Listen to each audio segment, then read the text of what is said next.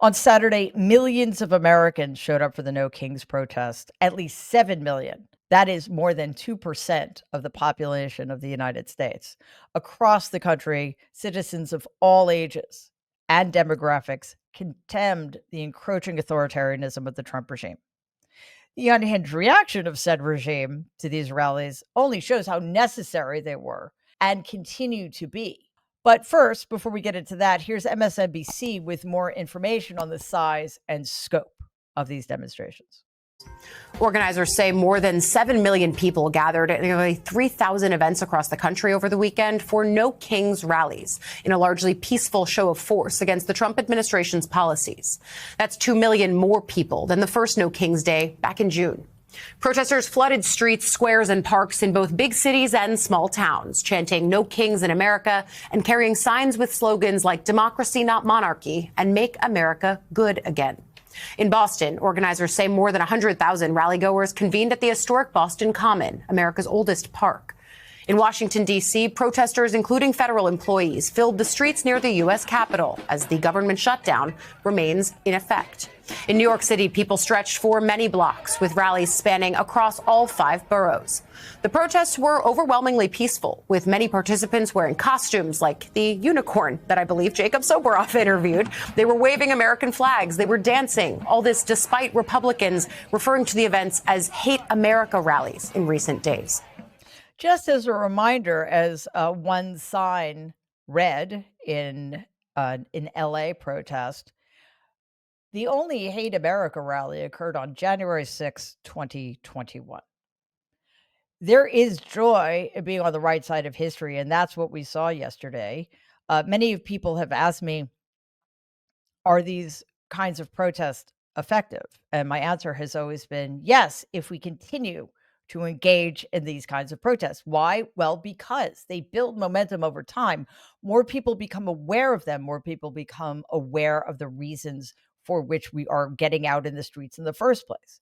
As that report just said, there were 2 million more people who showed up for this No Kings rally than the one back in June. That is why we do this. So let's get back to the completely unhinged and thin-skinned reactions from various members of the Trump regime. They varied from the delusional to the mendacious and everything in between. First of all, we had House Speaker Mike Johnson trying to gaslight all of us in that calm, holier-than-thou voice of his. He says Donald is doing nothing outside of the ordinary with this presidency. Sure. Take a look. The politics were on full display. The politics, the spectacle is what the mobs, the crowds, the rallies this week were all about. It was quite ironic, though. The irony was very glaring. They called it the No Kings rally. But the great irony, of course, that we pointed out over and over was if President Trump was a king, the government would be open.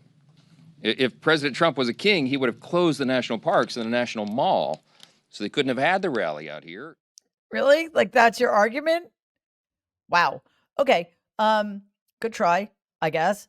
But no, if Donald wanted the government open, he would have convinced the Republican Party to keep the government open. That has nothing to do with whether or not he's a king. It just shows you what an inept, corrupt person he is, right? So I don't think that Mike Johnson understands what the word irony is, but that shouldn't surprise us. But to claim that the protesters out in the streets were somehow illegitimate or that their cause was not a righteous one, it's just another example of how desperately these people are grasping at straws.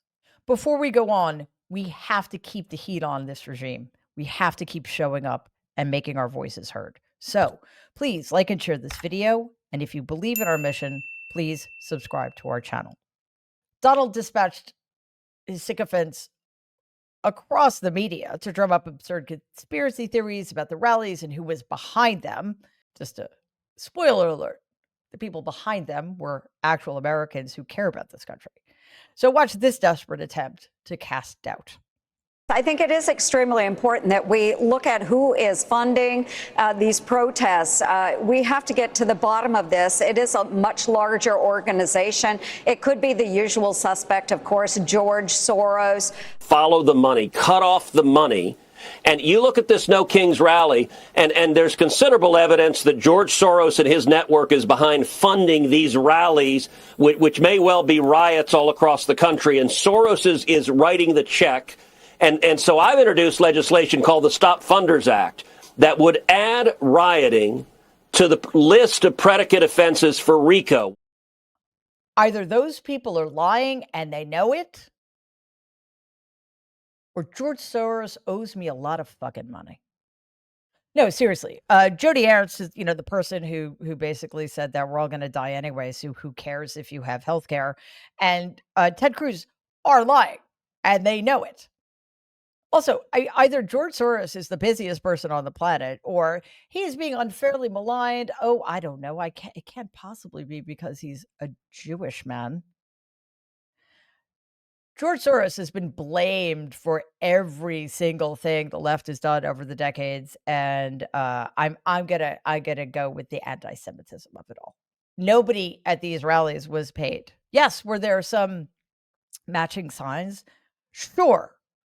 Was it about spectacle? Well, I mean, if you think that 7 million Americans showing up on their own time to protest is a spectacle, yeah.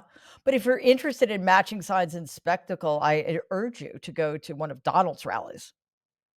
Or how about the unveiling of his quite grotesque and embarrassing triumphal arch, which is supposed to happen next year? Or spectacle, matching signs. How about the MMA matches he's going to be hosting at the White House on this country's 250th anniversary? Just saying. White House Press Secretary Karoline Leavitt took her propaganda and disinformation to an entirely new level, which is pretty impressive considering it's her. This is the person in charge of communicating facts to the public. That's her job. We pay her to keep us informed. And yet, she went on Fox to lie to our faces. Watch this total dereliction of duty. The Democrat Party's main constituency are made up of Hamas terrorists, illegal aliens, and violent criminals. That is who the Democrat Party is catering to.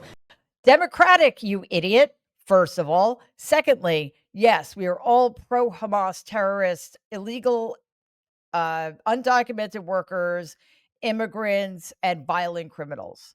It's amazing I have escaped justice for so long. Maybe it's just genetic. Who knows? But here's the thing. We can laugh at this. We can be horrified by how easily that creep lies. But that kind of rhetoric is very dangerous. It is akin to their dehumanizing language in describing immigrants and undocumented workers. Remember, these are swarms crossing our borders after having been released from insane asylums. They are vermin. They are lying wait in white people's suburban kitchens in order to stab them to death.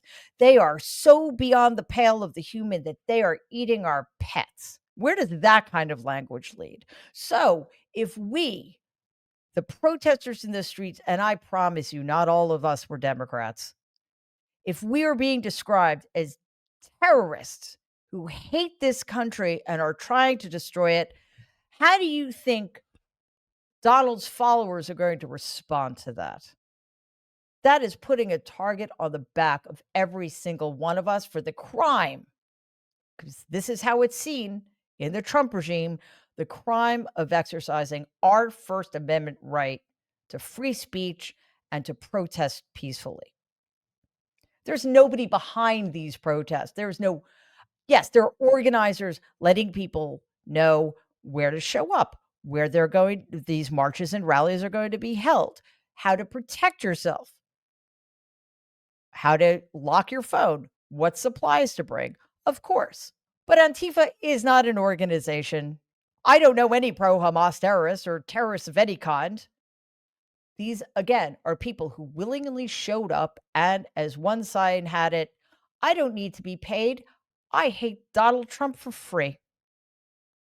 Most presidents and their advisors would reject being compared to a monarch. And of course, Donald did this initially. But once he realized that he had no control over what was going to unfold on Saturday, well, he embraced it. In fact, we're at the point where he is going to claim that because we're mean to him, we forced him to become a monarch. Just look at this bizarre video that Vice President Baby JD Vance posted on his Blue Sky account.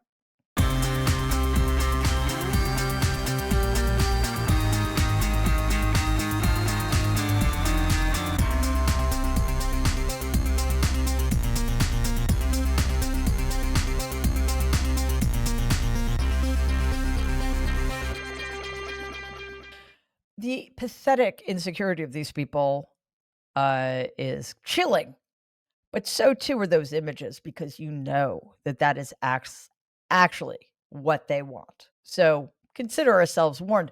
Also, Baby JD Vance, thank you so much for proving our point for us.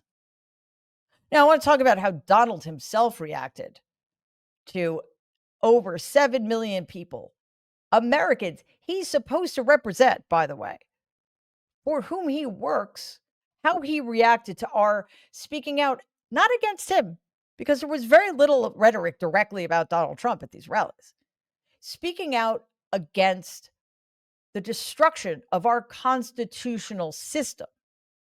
On Air Force One, he was asked about the massive, diverse, peaceful No Kings rallies. Quick aside, two of the largest rallies were held in New York City and in Washington, D.C. According to local law enforcement, there was not one arrest. This is what Donald had to say in response. What is your response to the protest? Who are you with? With the AP? With AP? What's your response to the protest over the weekend, the No Kings protests? I think it's a joke. I looked at the people. They're not representative of this country. And I looked at all the brand new signs paid for, I guess it was paid for by Soros and other radical left lunatics. It looks like it was. We're checking it out. The demonstrations were very small, very ineffective, and the people were whacked out. When you look at those people, those are not representative of the people of our country. Mr. President, besides San Francisco... By the way, I'm not a king. I'm not a king. I work my ass off to make our country great. That's all it is. I'm not a king at all. Well, if he's working his ass off, it's not working out well for him. All I can say is that was spoken like a radical lunatic who is whacked out. He's not a king. No, he's not a king. That's the whole point. But he wants to be. And the fact that he had that kind of low energy response to what happened yesterday just shows you how scared he is. And then Donald posted an AI generated video to his failing social media platform.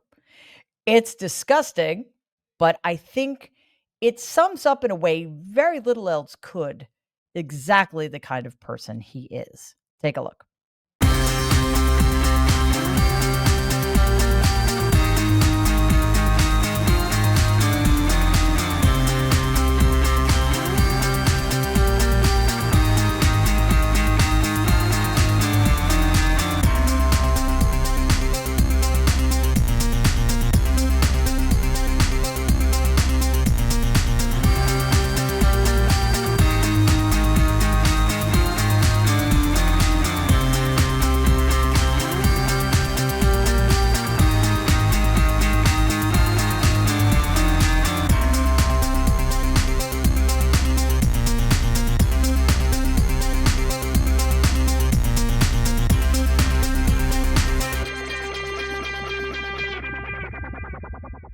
Yeah, he doesn't want to be a king. So that video was posted by a 5-time draft dodger.